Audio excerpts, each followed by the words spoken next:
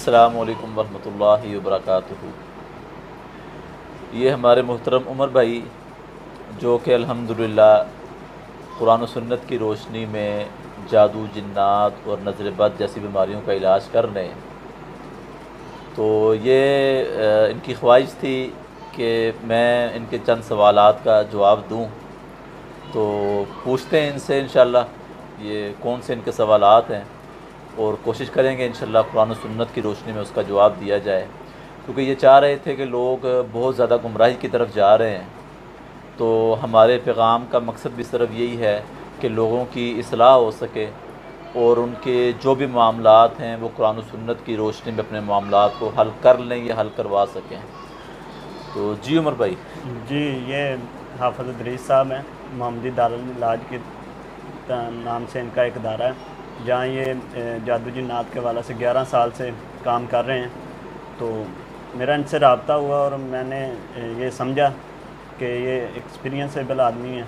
تو ان سے یہ بتائیں، اور کچھ چیزیں جو ہیں ان سے آج ہم پوچھیں گے۔ تو پہلا سوال ان سے ہم یہ کریں گے کہ جادو جنات اور نظر بد کے علاج کی رہنمائی فرما دیں کہ قرآن و سنت کے مطابق اس کا علاج کیا ہے، اور دوسرا یہ کہ اور غیر شرعی طریقہ علاج کیا ہیں، اس کی بھی رہنمائی فرما دیں۔ جی، سوال عمر بھائی نے کیا ہے پہلا کہ جادو، جنات اور نظر بد کا جو علاج ہے قرآن و سنت کی روشنی میں اس کی رہنمائی ہو جائے، اور دوسرا سوال ان کا ہے کہ جو غیر شرعی طریقہ کار علاج ہے جو ہمارے معاشرے میں رائج ہو رہا ہے، جو ہمارے معاشرے میں بہت زیادہ پھیل رہا ہے، جس سے لوگوں کو گمراہ کیا جا رہا ہے، لوگوں کے ایمانوں کو برباد کیا جا رہا ہے، ان کی عزتوں کو برباد کیا جا رہا ہے، ان کے مالوں کو برباد کیا جا رہا ہے، ایسے لوگوں کی بھی اصلاح ہو سکے۔ تو قرآن و سنت کی روشنی میں جادو، جنات اور نظر بد کا علاج، قرآن شفا ہے۔ اللہ رب العزت فرماتے ہیں وَنُنَزِّلُ مِنَ الْقُرْآنِ مَا هُوَ شِفَاءٌ وَرَحْمَةٌ لِّلْمُؤْمِنِينَ، اور ہم نے اس قرآن کو نازل کیا جو کہ شفا ہے مومنوں کے لیے۔ اور صحیح بخاری کی حدیث بھی ہے کہ رسول اللہ صلی اللہ علیہ وسلم نے فرمایا کہ اللہ تعالیٰ نے کوئی بیماری دنیا میں ایسی نازل نہیں کی جس کی شفا نازل نہ کی ہو۔ اب ہر صاحب علم یا جس کو علم نہیں ہے وہ بھی اس واقعے کو بیان کرتا ہے کہ جی رسول اللہ صلی اللہ علیہ وسلم کے اوپر جادو ہوا، اس کا انکار نہیں کیا جا سکتا۔ اور صحیح بخاری کے اندر یہ واقعہ بھی موجود ہے کہ اماں عائشہ رضی اللہ تعالیٰ عنہ فرماتی ہیں کہ لبید بن عاصم یہودی جو تھا، اس نے رسول اللہ صلی اللہ علیہ وسلم کے اوپر جب جادو کیا، آپ کے کنگھی کے بال مبارک کے اوپر، تو جادو ہو گیا۔ آپ صلی اللہ علیہ وسلم کے جادو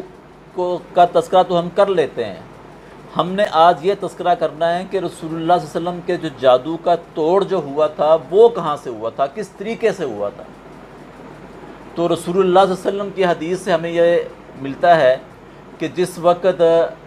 اللہ تعالیٰ نے فرشتوں کو بھیجا اور اس جادو کو جب ظاہر کیا، اور جب ظاہر کرنے کے بعد جب دیکھا کہ اس کے گرہ لگائی ہوئی ہیں اور 11 گرہ لگی ہوئی تھی، تو رسول اللہ صلی اللہ علیہ وسلم فرماتے ہیں کہ اللہ رب العزت نے 2 سورتیں قرآن مجید کی نازل کی۔ اس سے پہلے کبھی ایسا نہیں ہوا کہ 2 سورتیں ایک ہی ٹائم پر نازل ہوئی ہوں، سورہ فلق اور سورہ ناس۔ آپ صلی اللہ علیہ وسلم فرماتے کہ میں سورہ فلق اور سورہ ناس پڑھتا تھا، گرہ کھلتی تھی اور اللہ رب العزت نے مجھے شفا دے دی۔ اماں عائشہ رضی اللہ عنہا فرماتی ہیں کہ اس سے پہلے رسول اللہ صلی اللہ علیہ وسلم بہت سے اذکار، بہت سی دعائیں پڑھا کرتے تھے، لیکن جب اللہ رب العزت نے سورہ فلق اور سورہ ناس کا نزول کیا تو پھر رسول اللہ صلی اللہ علیہ وسلم نے سورہ فلق اور ناس کو پڑھنا اپنا معمول بنا لیا۔ کیوں؟ کہ اس کے اندر جادو سے بھی نجات ہے، اس کے اندر جنات سے بھی نجات ہے، اس کے اندر شیاطین کے شر سے نجات ہے، اس کے اندر نظر سے نجات ہے، اس کے اندر گرہ لگانے والی، پھونکے مارنے والی، ٹھیک ہے، جو بھی یعنی کہ شر اس کے جو انسان کے ساتھ لگ سکتا ہے اس سے نجات کے لیے فلق اور ناس یہ کافی ہیں۔ پھر رسول اللہ صلی اللہ علیہ وسلم فجر کی نماز کے اندر 3 دفعہ ان تینوں صورتوں کو پڑھتے، سورہ اخلاص، فلق اور ناس۔ ظہر کے وقت 1 دفعہ پڑھتے، پھر اسی طرح عصر کے وقت ان تینوں صورتوں کو 3 دفعہ پڑھتے، پھر اسی طرح مغرب اور عشاء کے وقت ایک ایک مرتبہ پڑھتے۔ پھر جب رسول اللہ صلی اللہ علیہ وسلم اپنے بستر پر آتے تو اس وقت بھی اماں عائشہ فرماتی ہیں کہ رسول اللہ صلی اللہ علیہ وسلم اپنے بستر پر آ کر ان تینوں صورتوں کو ایک ایک بار پڑھ کے اپنی ہتھیلیوں پر تھتکار کے اپنے جسم کی مبارک کے اوپر اپنا ہاتھ پھیرتے، یعنی کہ علاج بھی ہو رہا ہے اور حفاظت بھی ہو رہی ہے۔ پھر دوسرے نمبر کے اوپر اصل میں یہ جو علاج ہے نا اس بیماری کا، یہ علاج ہے قرآن و حدیث کے اندر،